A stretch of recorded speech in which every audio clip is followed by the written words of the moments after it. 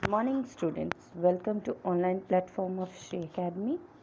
Today we are going to study the poem named A Legend of Northland.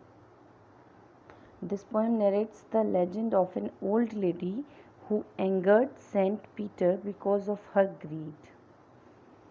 So this is a poem about a greedy lady and a saint. Before we start the poem, I would like to tell you that a ballad is a song. That means this poem is in the form of a ballad. A ballad is a song narrating a story in stanzas. Ballads are a part of folk culture or popular culture and are passed on orally from one generation to the next. A legend of Northland is a ballad.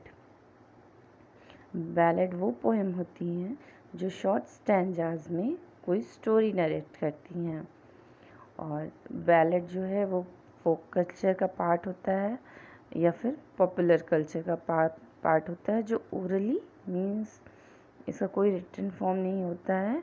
Orally एक generation से दूसरे generation तक ये पास होता है और ये ए legend of Northland is a ballad, ये एक बैलेड है। So let's start the poem.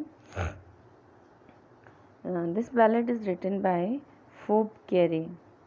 Phoebe Carey was an American poetess and was younger sister of poetess Alice Carey. Phoebe Carey जो है वो Alice Carey की सबसे छोटी बहन थी और Alice Carey भी poet हैं. The sister co-published poem in 1849 and then each went on to publish volume of their own. और दोनों सिस्टर्स की पोएम 1849 में पब्लिश हुई थी, जो पोएम दोनों सिस्टर्स की थी उसके बाद अपनी अलग अलग वॉल्यूम्स मतलब अलग अलग पोएम्स इनकी पब्लिश होने लगी. After their death in 1871 joint anthologies of the sisters unpublished poems were also compiled. So both of them died in 1871 and their poem that was unpublished joint anthologies of the sister was also compiled. Okay. Phoebe Carey was born on 4th September 1824, Mount Healthy, Ohio, United States, and died on 31st July 1871. Newport, Rhode Island, United States. Nationality American थी. Generally वो क्या लिखते थे, pros लिखते थे. Sibling जो थी उनकी एलिस कैरी थी. Okay, now coming to the poem. A legend of the Northland. Away, away in the Northland, where the hours of the day are few and the nights are so long in winter that they cannot sleep them through. इसमें क्या mention करती हैं poet कि कहीं दूर Northland में जो दिन के आवर्स होते थे वो बहुत कम होते थे और रात जो होती थी बहुत बड़ी होती थी और इतनी बड़ी होती थी कि पूरी रात सोया नहीं जाता था लोगों से और बहुत ठंड होती थी रात में. Where they harness the swift reindeer to the sledge when it snows and the children look like bears garbed in their funny furry clothes. और जहाँ पे ठंड बहुत ज़्यादा होती थी और चिल्ड्रंस जो है वो बियर कप की तरह दिखते थे क्योंकि वो फरी क्लोथ्स पहनते थे. ठंडी जगह पे फरी क्लोथ्स क्यों पहने जाते हैं, ताकि ठंड ना लगे. तो बच्चे जो हैं जनरली फरी कैप, ग्लव्स और पूरी बॉडी को फरी क्लोथ्स से ढके रहते हैं. तो वो पोएटस बोलती हैं कि वो बियर के बच्चे की तरह दिखते, बियर के कप की तरह. They tell them a curious story. I don't believe it's true, and yet you may learn a lesson if I tell the tale to you. तो बोलती है कि वहाँ पे एक कहानी फेमस है, वहाँ पे एक कहानी बताई जाती है कहाँ नॉर्थलैंड में। वो जबकि पोएट्स जो हैं उस पोएम पे, उस कहानी पे बिलीव नहीं करती हैं, लेकिन फिर भी कहती हैं कि उस आपको अगर मैं वो कहानी सुनाऊंगी तो आप उससे एक लेसन सीखेंगे। Once when the good Saint Peter lived in the world below and walked about it preaching just as he did, you know.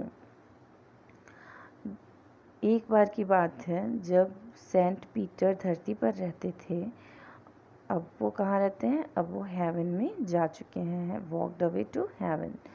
So once when the good Saint Peter lived in the world below, एक समय की बात है जब good Saint Peter जो थे वो धरती पे रहते थे। And walked about it preaching just as he did, you know. और वो घूम घूम के अपनी मतलब ज्ञान बांटा करते थे लोगों को। तो उस समय की बात है, he came to the door of a cottage in traveling round the earth where a little woman was making cakes and baking them on the hearth। तो क्या होता है कि जो कॉटेज, वो घूमते घूमते एक कॉटेज के पास आते हैं, और जब वो अर्थ पे घूम रहे होते हैं, प्रीचिंग्स दे रहे होते हैं अपनी, तो वो घूमते घूमते एक कॉटेज के पास आते हैं जहाँ पे एक छोटी सी औरत होती है जो केक्स बना रही होती है अवन में। तो आगे क्या होता है? And being faint with fasting for the day almost done, he asked her from her store of cake to give him a single one. क्या होता है कि जो सेंट पीटर होते हैं वो पूरे दिन से फास्ट किए होते हैं, यानी उनका उपवास होता है, और वो ऑलमोस्ट फेंट होने वाले होते हैं, पूरा दिन पास में निकल गया होता है उनकी फास्टिंग में, और वो ऑलमोस्ट फेंट होने वाले होते हैं। तो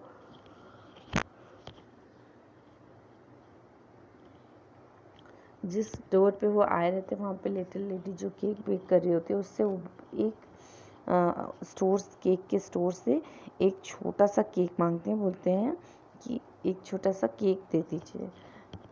तो वो लेडी क्या करती है, क्योंकि वो लेडी बहुत ग्रीडी होती है, so she made a very little cake, but as it baking lay she looked at it and thought it seems too large to give away. अब वो लेडी क्या करती है कि वो एक छोटा सा केक बेक करती है, और जब केक बेक हो जाता है तो वो उसकी केक के तरफ देखती है और सोचती है कि ये बहुत बड़ा दिख रहा है देने के लिए, और वो नहीं देती हैं। Therefore she needed another and still a smaller one, but it looked when she turned it over as large as the first had done। उसके बाद क्या करती हैं वो दूसरा केक बेक करती हैं और उससे छोटा बेक करती हैं, और उसको फिर देखती हैं, तो जब उसको टर्न करती हैं, केक को टर्न ओवर करती हैं, तो देखती हैं कि वो उन्हें उतना ही बड़ा दिख रहा है जितना फर्स्ट वन था। Then she took a tiny scrap of dough and rolled it flat and baked it thin as a wafer, but she could not part with that। फिर क्या होता है कि वो उस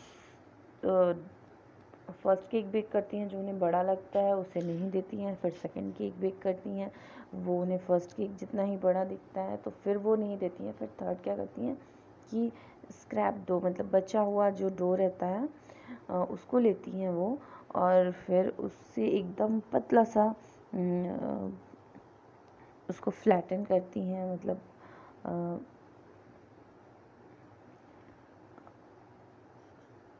डो को लेती हैं और फिर उसको रोल करती हैं। That means with the help of rolling pin और something she rolls the cake dough and bake it as thin wafer, मतलब बहुत ही पतली वेफर की तरह उसको बेक करती हैं।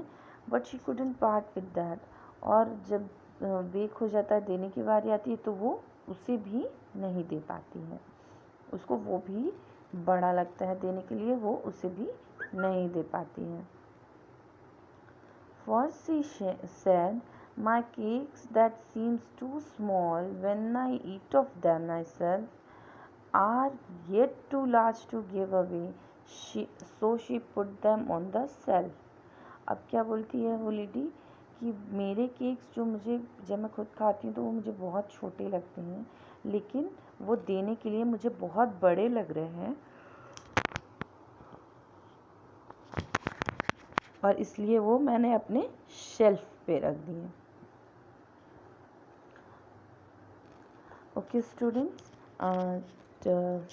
I would like to conclude the video here only, and this poem is a bit lengthy poem, and I will explain the rest part in the next video.